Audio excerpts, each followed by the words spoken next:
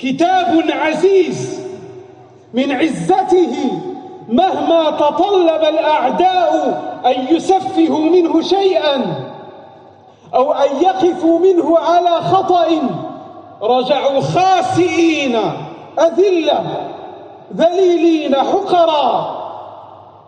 كتاب عزيز لا يأتيه الباطل من بين يديه ولا من خلفه، تنزيل من حكيم حميد.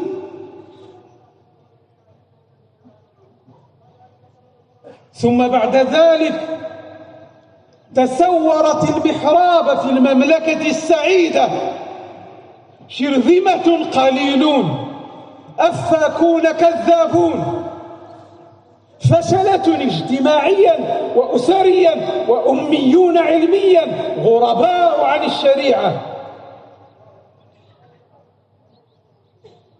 يطعمون من قنوات من خارج بلاد الإسلام، ثم يتجشؤون في بلاد الإسلام بالكفر الصريح، يريدون أن يبدلوا كلام الله.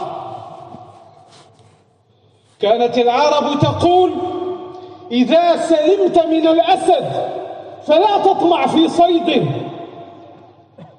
وهؤلاء سلموا في بلاد الإسلام ولم يكتفوا إذ لم ينلهم ضر أن يخنسوا ويسكتوا ويختبئوا ويأرزوا إلى جحورهم ومدخلاتهم، بل طمعوا في صيد الأسد وتطاولوا وتجاسروا وتحدثوا في إمارة المؤمنين وفي ظل أمير المؤمنين بما يخالف مقتضى ومضمون لقبه،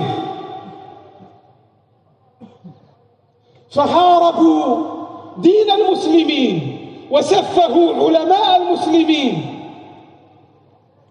وتجرؤوا على شريعة المسلمين، ويتبرمون بهذا اللقب الذي ذكرناه لأنه لا يعجبهم، لأنه ظل يستظل به المؤمنون في البلاد حتى تبقى بلدتهم ومملكتهم إسلامية كما ورثت وكما كانت وكما بقيت وكما ستبقى بإذن الله تعالى. وليخسر الظالمون وليخسر المبطلون، يريدون تشتيت أسرنا، يريدون إفساد أبنائنا، يحاورون بغير علم وبغير سلطان أتاهم، يتبعون كل شيطان مريد. فصرنا في بلاد عمر فيها الإسلام مدة مديدة وأحقابا عديدة نناقش الربا والزنا واللواط والإرث الذي أحكمه الله في كتابه بنصوص نصية واضحة. ما يريد هؤلاء إلا الإفساد، يبغونكم خبالا، ودوا لو عنتم وكفرتم لا يزالون يخالفونكم حتى يردوكم عن دينكم إن استطاعوا، ويهولون لتمكنهم من كثير من وسائل الإعلام أن الخلاف في بلادنا بين طائفتين عظيمتين من المسلمين، وكلا والله المسلمون السواد العظيم في هذه المملكة، أعلى غالبية المسلمين في بلدان العرب هي في هذه المملكة،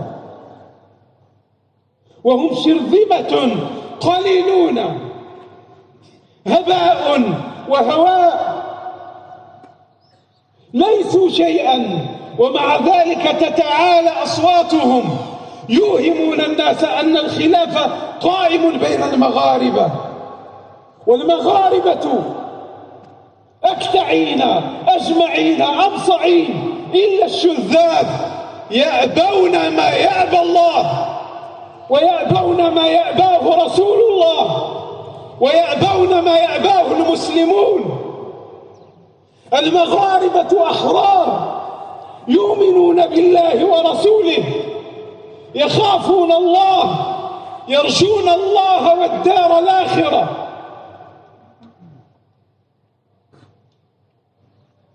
زعمت خليصة أن ستغلب ربها، والله مغالب الغلاب. أول ما نخاطب به هؤلاء: ستغلبون، واهتداؤهم أحب إلينا، لكن لا نغيب في ردعهم التحذير والترهيب القرآني، لأن القرآن خطاب غزة، القرآن خطاب عزة، لا يستجدي الله أحدا ليعبده، لا يسترضي الله أحدا ليعبده. الله غني عن العالمين، فمن شاء فليؤمن ومن شاء فليكفر. إنا أعتدنا للظالمين نارا أحاط بهم سرادقها، وإن يستغيثوا يغاثوا بماء كالمهل يشوي الوجوه، بئس الشراب وساءت مرتفقا. نقول لهؤلاء معذرة إلى ربنا ولعلهم يرجعون. قول الله: ألم تر إلى الذين يجادلون في آيات الله أن يصرفون الذين كذبوا بالكتاب وبما أرسلنا به رسلنا فسوف يعلمون إذ الأغلال في أعناقهم والسلاسل يسحبون في الحميم ثم في النار يسجرون. اعلموا أيها المؤمنون أن هؤلاء إن لم يتوبوا سيؤمنون بالذي آمنتم به، لكن حين الفوات، حين يحال بينهم وبين ما يشتهون، قال الله: بل هم في شك من ذكري بل لما يذوقوا عذاب. هم في شك ما لم يذوقوا العذاب، فإذا جاءهم العذاب لم يزل عندهم شك، فإذا جاءهم العذاب زال عنهم الشك، فأيقنوا حينئذ بالحق الذي نؤمن به. حينئذ يلعن بعضهم بعضا ويكفر بعضهم ببعض. كتب الله: لأغلبن أنا ورسلي. من يبدل كتابة الله التي جفت بها الصحف؟ كتب الله: لأغلبن أنا ورسلي. إنما يبتلينا الله بهم ليرى أعمالنا نحن، وليرى هل ننصر الله ورسله بالغيب، هل ننصح لكتابه وسنة نبيه، هل نملأ الأجواء بالتكبير، هل نملأ الأجواء بالقرآن، هل نخرج القرآن من محارب المساجد إلى الأسواق، إلى المؤتمرات، في كل مكان وإلى كل مكان. لم تتعالى أصوات هؤلاء إلا حين خفت صوت الحق. يقول العلماء: من البدع الشنيعة أن يخاف المرء على عرضه أن يهاجم وينال منه فيسكت عن الحق.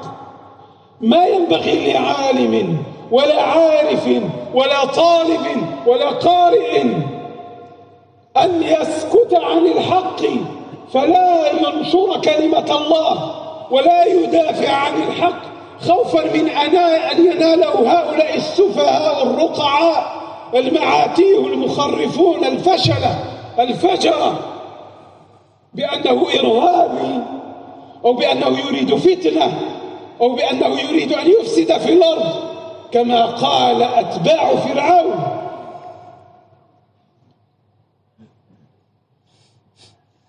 الرسول صلى الله عليه وسلم سيد من في السماوات والأرض بالطول والعرض. قالوا فيه ساحر، مجنون، شاعر، كذاب أشر وغير ذلك، وهو أشرف الأعراب